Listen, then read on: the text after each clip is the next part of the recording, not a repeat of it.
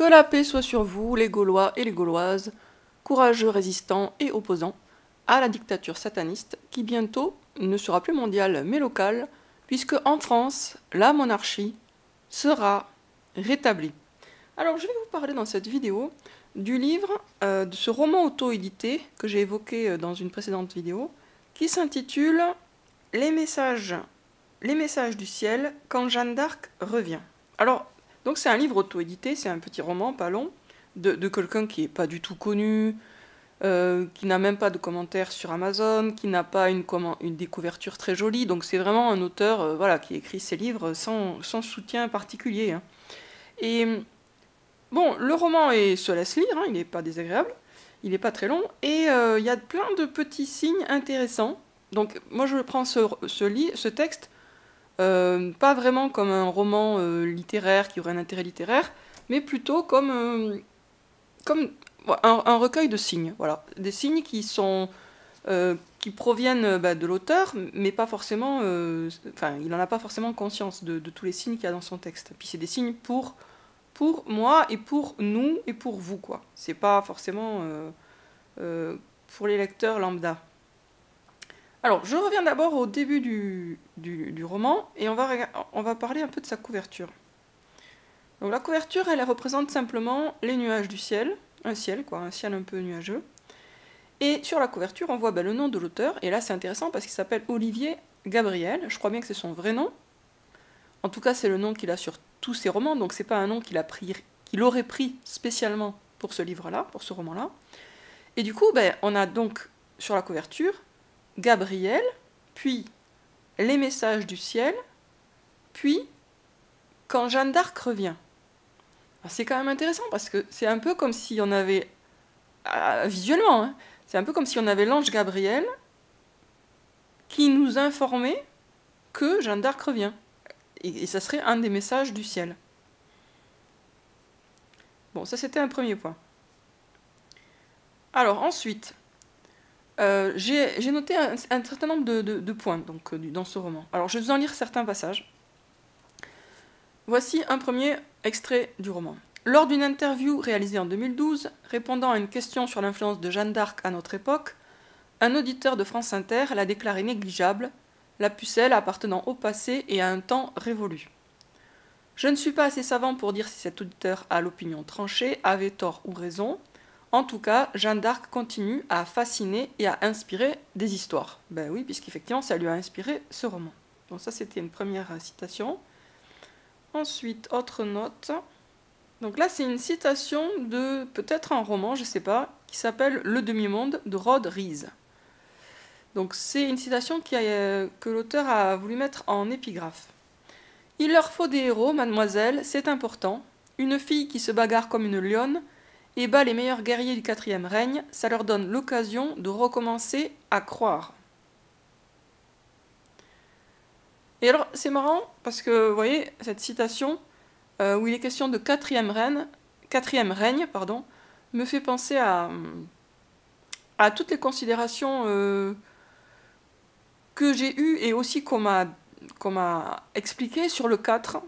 Et vous savez que mon journal devait s'intituler Le 4e secret de Fatima. Au final, ça sera le titre du 4e volume. Le 4e volume de mon journal s'intitulera Le 4e secret de Fatima. Et là, il est question du 4e règne et d'une fille qui se bagarre comme une lionne. Et par rapport à ça, il y a 2 ou 3 jours, pas plus, j'ai fait un rêve endormi où on me proposait d'écrire un livre sur les mères, les mères, les mamans, quoi. Et j'avais juste le pitch de ce livre, et dans le pitch de ce livre, il était écrit. Donc, moi, je fais des rêves parfois où il y a juste du texte quasiment, c'est-à-dire il n'y a pas beaucoup d'images, il n'y a pas beaucoup d'action, mais il y a des phrases. Donc là, je me rappelle que dans le pitch du livre, il était écrit qu'on soit une lionne d'Atlas ou une reine de Saba, quelque chose comme ça. Et puis il y avait une suite à la phrase. Qu'on soit une lionne d'Atlas, qu'on soit une lionne de l'Atlas ou une reine de Saba, etc., etc. Et c'était un livre sur les mères, sur les mamans. Et c'était un projet de livre, donc. Et quelqu'un me proposait d'écrire. Ce projet avait été mis au point par quelqu'un d'autre, peut-être une maison d'édition, oui, certainement une maison d'édition, et on me proposait d'y travailler. Donc il était question d'une lionne de l'Atlas dans ce projet. Alors, ensuite, autre passage qui a retenu mon attention, je la lis simplement. Ce type était prévisible comme un gamin, vraiment, ou le corbeau de la fable. L'information manquante venait de lui tomber droit dans le bec. Et le gamin en question, le type en question, c'est un musulman pseudo-djihadiste. Parce que dans le roman, il y a des espèces de djihadistes. Bon, c'est assez islamophobe comme roman, mais c'est pas ça qui est intéressant pour nous. Enfin, en tout cas, pas au premier chef. Alors ensuite, on continue. Alors là, un passage où on voit comment l'histoire de Jeanne d'Arc est recyclée, mal recyclée, par les identitaires qui sont islamophobes. Donc voici un passage du roman. La pucelle voulait bouter les Anglais hors de France et rétablir le roi légitime sur son trône.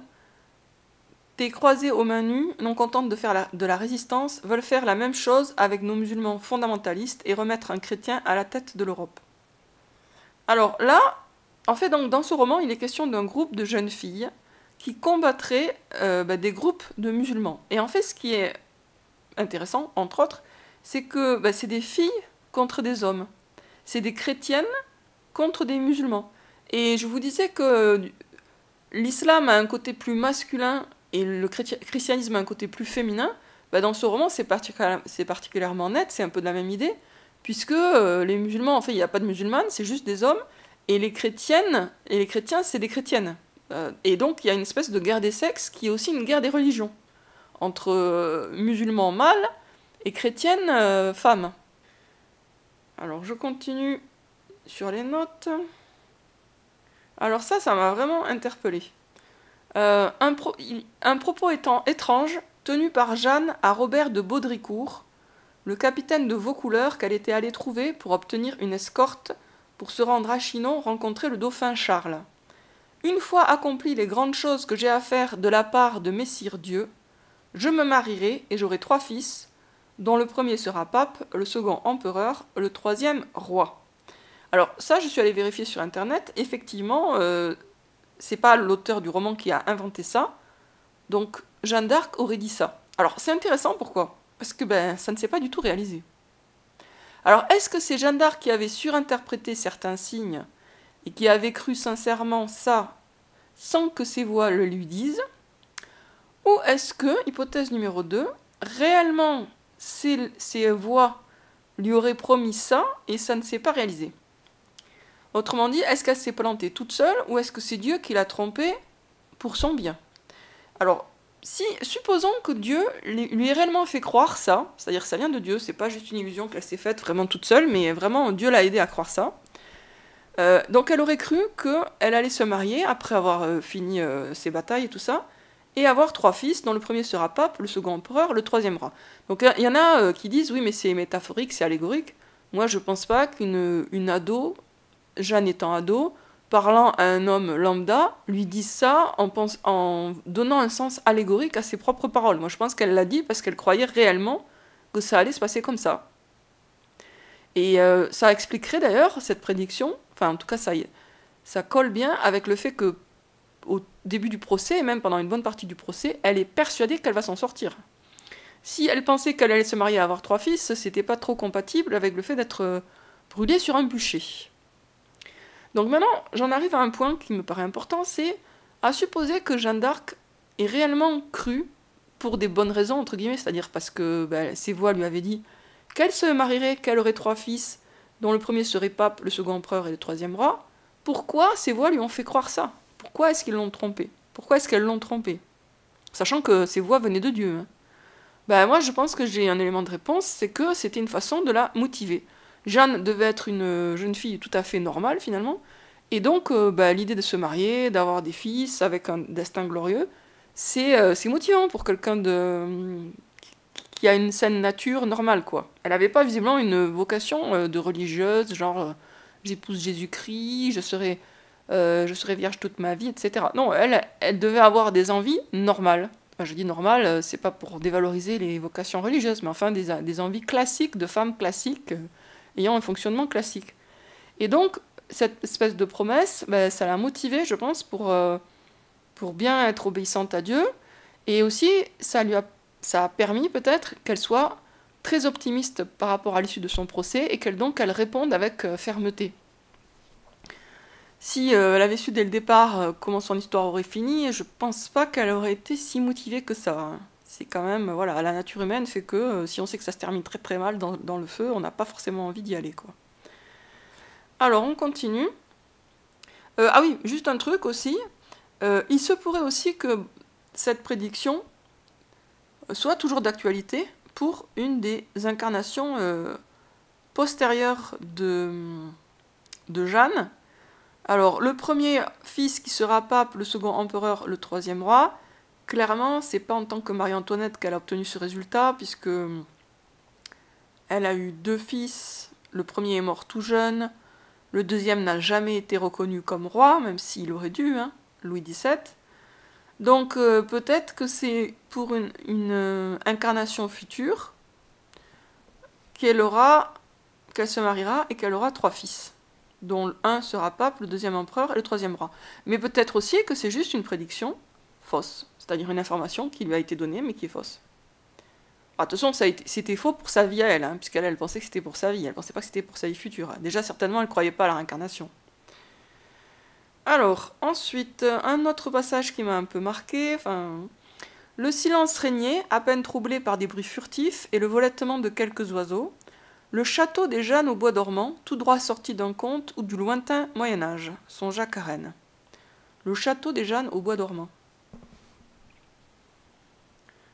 J'ai pas forcément un commentaire à faire sur ce passage, je vous le signale parce qu'il m'a un petit peu retenu mon attention. Ensuite, autre passage intéressant. Comme Jésus, Jeanne a opéré quelques miracles, des guérisons. Donc ça, je rajoute, oui, c'est vrai, hein, dans son histoire, elle a opéré des guérisons. Elle avait une certaine connaissance de l'avenir et prophétisé. Ben oui, sur certains points, elle ne s'est pas du tout trompée, hein. Sur les points qui concernaient l'avenir de la France, ce qu'elle a dit s'est réalisé. Comme le Seigneur a été renié par Saint-Pierre, elle a été trahie par celui qu'elle avait fait sacrer et tant aider, Charles VII, qui refusa de payer la rançon qui aurait empêché sa livraison aux Anglais. Donc ça, je ne savais pas que c'était aussi grave. Moi, je savais que Charles VII n'avait pas été à la hauteur avec elle, mais là, c'est pire que ce que j'avais compris. Jeanne fut capturée devant Compiègne par Jean de Luxembourg, allié aux Bourguignons, fin mai 1430. Les Anglais lui proposèrent une forte somme pour son rachat, mais il attendit en vain une offre de Charles. Celle-ci n'arrivant pas, elle fut livrée aux Anglais après 5 mois de prison. Donc le roi a refusé de payer une rançon pour la sauver. Alors que c'est elle qui l'avait fait couronner et qu'il ne devait son trône de roi qu'à elle en réalité. Mais bon. Ce n'est pas tout. Avant d'être jeté dans la Seine avec ses cendres, son cœur aurait été retrouvé intact par le bourreau parmi les braises, en train de battre vivant. Alors là, je crois qu'en train de battre vivant, c'est lui qui le rajoute. Par contre, oui, intact, oui, ça je l'ai lu. Le cœur de Jeanne n'a pas brûlé, il a résisté au feu. Et ça a beaucoup troublé le bourreau qui s'est dit que, au final, il avait tué une envoyée de Dieu, vu le signe. Alors, encore un passage. La guerre de 100 ans était une forme de fin des temps. Peut-être sommes-nous aujourd'hui dans une période similaire. À ne pas confondre avec la fin du monde qui, pour nous chrétiens, suppose la résurrection des morts et le jugement dernier. Par fin des temps, je veux parler du chaos ambiant actuel, la crise morale et matérielle, les épidémies d'un nouveau genre, la terre polluée, le grand dérèglement du climat, etc. Alors lui, il met l'islam fanatique dans la liste. Bon, il est pauvre. Le pauvre auteur, il est manipulé aussi bien par les satanistes qui diabolisent l'islam que par les satanistes qui nous font croire à un réchauffement climatique gravissime, alors que bon, le problème n'est pas là. Autre passage. Le temps des martyrs était revenu et celui du retour du Christ, parousie, point oméga, se rapprochait. La parousie, je connais le nom, mais franchement, on me demanderait la définition, j'aurais du mal. Point oméga, par contre, j'ai jamais entendu ça. Donc là, c'est des trucs Bah, je sais pas, il faudra que je cherche. Ouais, donc, autre passage un peu intéressant. La fin des temps correspond à la passion dans la vie du Christ. L'Église et les apôtres des derniers temps, comme ceux des premiers, auront à revivre cette ultime semaine qui sera elle aussi marquée par une trahison, l'apostasie, un traître, l'antéchrist, et un bref dimanche des rameaux triomphal. Seul moment de sa vie où Jésus-Christ est reconnu comme fils de David, Messie, fils de Dieu. Autres passages. Les chrétiens eux-mêmes sont devenus incrédules. Donc ça c'est un autre passage, pardon. Et comme tous les nantis de la planète, ont perdu l'élan vers le Christ et le désir du ciel. Mais la mère de Dieu est déjà montée au créneau pour nous sauver. Elle est la femme de l'Apocalypse en travail d'enfantement. Oui, je reprends. Alors bon, je vais pas faire peut-être tous les passages, parce qu'il y en a quand même pas mal. L'auteur fait aussi des rapprochements entre Jeanne et Marie, la mère du Christ. Donc il fait des rapprochements entre Jeanne et Jésus et entre Jeanne et Marie. Moi je trouve que c'est logique, parce qu'en fait c'est la même famille spirituelle, comme je vous disais. Jeanne égale Anne, la mère de Marie, donc c'est logique qu'il y ait un rapprochement à faire entre Jeanne et Marie. Et Jeanne égale Anne, la grand-mère de Jésus. Alors, dans le roman, il y a un personnage qui est censé entendre la voix de Jeanne d'Arc, c'est une jeune femme. Elle s'appelle Mara, M-A-R-A. Je me permets de faire un rapprochement avec mon nom de famille, Aragon, Mara Aragon. Mara, c'est une fémène qui a eu l'illumination, donc au départ, elle était féministe, violemment féministe, et après, elle s'est tournée vers Dieu. Moi, j'ai eu aussi une période féministe, j'avoue, dans ma jeunesse. Mais j'étais pas fémène, à l'époque, il n'y avait pas de fémène. Alors, je vous lis un passage encore du roman. Mara et ses sœurs attendaient le retour de Jeanne. Pour elle, la sainte devait revenir à la fin des temps, et ce retour devait lui-même précéder celui de notre Seigneur, la parousie. Alors, je vous lis encore, donc... selon, je sais plus quel... selon un mystique italien, Joachim de Flore, du milieu du XIIe siècle, cette époque actuelle serait celle où le prophète Élie devrait réapparaître et l'antichrist se manifester. Selon Mara et son groupe, Jeanne d'Arc devait également réapparaître en cette période spéciale. Voilà, bon ben j'espère que ça vous a intéressé. En fait, je trouve que c'est quand même intéressant de voir comment, bon déjà, mais ça c'est pas nouveau, comment la figure de Jeanne d'Arc, et on tente de l'utiliser à des fins islamophobes. Ça c'est pas nouveau, hein. C'est ce qu'a fait le Front National. Et en même temps, c'est une figure qui quand même de plus en plus échappe à cette utilisation. Par exemple, si vous regardez la chanson de Laurent Voulzy sur Jeanne, c'est vraiment une chanson d'amour. Laurent Voulzy, il a d'une certaine façon lavé l'image de Jeanne, qui était de plus en plus associée à un nationalisme haineux et à un patriotisme bas de plafond, quoi. Un côté franchouillard, mais vraiment au mauvais sens du terme, avec le Front National. Et Voulzy, il a fait une belle chanson qui s'intitule Jeanne, qui fait référence à Jeanne d'Arc, même si ça reste très allusif, on le comprend. Et où là, bien sûr, vu la mentalité de Voulzy et vu sa couleur de peau d'ailleurs, c'est clairement débarrassé de tout relent xénophobe ou islamophobe. Bon, dans ce roman-là, l'auteur clairement est un chrétien qui aime pas trop les musulmans et qui surtout gobe toute la propagande islamophobe des médias et tous les pseudo-attentats sous faux drapeau en réalité. Donc forcément, il est otage de cette vision des choses. Mais en même temps, il y a quand même des signes intéressants dans son roman. L'idée d'un retour de Jeanne d'Arc, le profil de la femme qui annonce le retour de Jeanne d'Arc et qui entend la voix de Jeanne d'Arc. Son profil qui est intéressant, je trouve, par rapport à mon propre profil. Bon, c'est égocentrique peut-être de dire que c'est intéressant, mais je le dis quand même. Et cette information que je ne connaissais pas sur la prophétie pas du tout réalisée, fausse, que Jeanne d'Arc a fait sur elle-même en disant que quand elle aurait fini de sauver la France, en gros, elle se marierait, elle aurait 3 fils qui auraient des destins magnifiques. Bon, elle s'est plantée. Alors, est-ce qu'elle s'est plantée toute seule, vraiment toute seule, ou est-ce que ses voix l'y ont aidée ? Moi, j'aurais tendance à penser que ses voix l'y ont aidée, qu'elle n'a pas imaginé ça vraiment d'elle-même. Dans ce cas-là, ça permet de prendre conscience d'un truc, c'est que Dieu, parfois, peut nous tromper pour notre bien. Parce que voilà, on a besoin d'avoir certains espoirs, même s'ils sont trompeurs, pour avancer. Pour avancer avec détermination, courage, optimisme dans une certaine direction que Dieu veut que nous prenions. Et donc, il faut l'accepter. Le jour où on retombe dans la réalité, où on est déçu, il faut l'accepter, il ne faut pas en vouloir à Dieu, parce que Dieu est le maître absolu, et que lui, c'est pas comme le diable. Lui, si quand Dieu nous trompe, c'est vraiment pour notre bien. Donc, il ne faut pas le prendre mal, quoi. Faut pas se vexer, entre guillemets. Entre guillemets. Faut l'accepter. Voilà. Donc, aussi, je reviens sur le point que dans le roman, on a un groupe de jeunes filles chrétiennes qui combat des jeunes islamistes, en fait. Et donc, il y a une espèce de guerre des sexes qui se superpose à la guerre des religions. Et comme je vous disais, ça me paraît finalement... moi, j'ai tendance à penser que le plan de Dieu, c'est d'avoir finalement polarisé le christianisme et l'islam par rapport à la féminité et à la masculinité, pour mieux les réconcilier ensuite, quoi. Sur ce, je vous dis à très bientôt, les amis, pour une prochaine vidéo.